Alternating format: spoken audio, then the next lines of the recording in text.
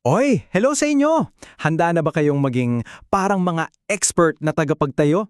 Sa ating pag-uusapan ngayon, aalamin natin yung mga sikretong plano para makabuo ng isang buhay na sobrang tibay at sobrang saya, gamit ang ilang luma pero napakagandang mga ideya. Okay, game na. Isipin niyo to sandali. Napansin niyo na ba na ang bilis-bilis nating makita kung may maliit na dumi sa mukha ng kaibigan natin, pero yung malaking-malaking mantsa pala sa sarili nating damit, hindi natin nakikita? Bakit kaya no? Okay, dito na tayo magsisimula sa ating adventure bilang mga tagapagtayo. Ang unang-unang hakbang bago tayo gumawa ng kahit ano ay matutong tumingin ng tama. At saan tayo magsisimula? Sa sarili muna natin. So, tingnan niyo to. Yung puwing, alam niyo yun? Parang isang maliit na alikabok lang sa mata. Halos hindi mo na makita. Pero yung troso, wow, yan yung dambuhalang kahoy, parang poste. At ang nakakatawa, di ba? Kahit gaano kalaki yan, minsan hindi natin yan napapansin kapag nasa sarili nating mata. So anong ibig sabihin nito sa totoong buhay? Simple lang. Unahin muna nating ayusin yung sarili nating malalaking problema bago natin punahin yung maliliit na pagkakamali ng iba. Silipin muna natin kung anong kailangan nating ayusin sa sarili natin. So ito yung pinaka-point. Kung gusto mong maging tunay na mabuting kaibigan o kung gusto mo talagang makatulong sa iba, kailangan siguraduhin mo munang malinaw yung sarili mong paningin kasi doon pa lang tayo tunay na makakatulong. Okay, next step na tayo. Ngayong malinaw na ang mata natin, anong kailangan natin? Siyempre, isang tool. At hindi lang to basta-bastang tool ha. Ito yung tinatawag nating super tool sa buhay. Ito na yun. Ito yung tinatawag na the golden rule o yung gintong aral. Ito yung pinaka-importante at pinaka-makapangyarihang gamit na kailangan natin para makisama ng maayos sa lahat. Parang ganito lang yan. Kung ayaw mong sigawan ka, edi wag kang manigaw. Kung gusto mong pinapahiram ka ng laruan, dapat magpahiram ka rin. Ang tanong lang palagi, kung ako kaya siya, anong mararamdaman ko? Ganon lang kasimple. Aminin natin, di ba? Minsan ang hirap-hirap gawin yan, lalo na kung bad mood tayo o pagod. Pero, at ito yung good news, hindi tayo nag-iisa sa laban na to. Mayroon tayong pwedeng hingan ng tulong. At ito, pakinggan nyo to ha, isa itong napakagandang pangako. Sinasabi dito, huwag kang matakot o mahiyang humingi ng tulong. Kumatok ka lang, maghanap ka, humiling ka. Sinasabi sa atin na laging mayroong nakikinig, laging may handang tumulong para maging mas mabuti tayo. Para mas maintindihan natin, isipin niyo to, kung gutom na gutom ka at humingi ka ng tinapay sa tatay mo, bibigyan ka ba niya ng bato? Siyempre hindi, di ba? Imposible. Ang isang tatay na nangmamahal, ibibigay niya yung pinakamabuti para sa anak niya. Well, ganyan na ganyan daw po ang Diyos.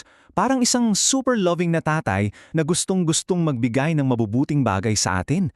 Mga regalong tulad ng tapang, saya at kabaitan. Ang kailangan lang nating gawin, magsabi, humingi. So okay na tayo, no? Malinaw na yung mata natin, may hawak na tayong super tool. Ngayon, eto yung malaking tanong. Araw-araw kailangan nating mamili. Aling daan ba ang tatahakin natin? May 2 daan. Yung isa, yung madaling daan, maluwag, ang daming tao, parang party. Mukha siyang masaya. Pero alam nyo, may isang tusong akaway na ginagawa lang itong magandang tingnan. Isa lang yung patibong. Sa kabilang banda, may isa pang daan. Ito yung tamang daan. Medyo makitid, mahirap akyatin, at konti lang ang dumadaan. Alam nyo, yung pagpili sa tamang daan, kahit na mas mahirap, tulad ng pagsasabi ng totoo kahit mapapagalitan ka, yun yung paakyat na landas. At sa dulo niyan, nandun yung tunay, yung totoong-totoong kaligayahan na hindi nawawala. So eto na yung pinaka-importante sa lahat. Isipin nyo na yung buhay natin ay parang isang bahay na itinatayo natin. Ang tanong, saan mo ito itatayo?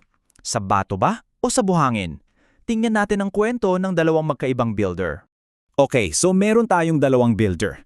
Yung isa, yung foolish builder, nakikinig siya sa mga tamang aral, pero hanggang dun lang. Hindi niya ginagawa, kaya ang bahay niya nakatayo sa buhangin.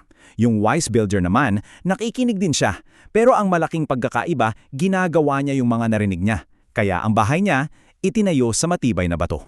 Tapos, dumating ang bagyo. At sa buhay natin, laging may bagyo, di ba? Mga problema, mga pagsubok, at yung bagyong yun, itetest niya kung gaano katibay yung bahay natin. At anong nangyari sa bahay na nasa buhangin?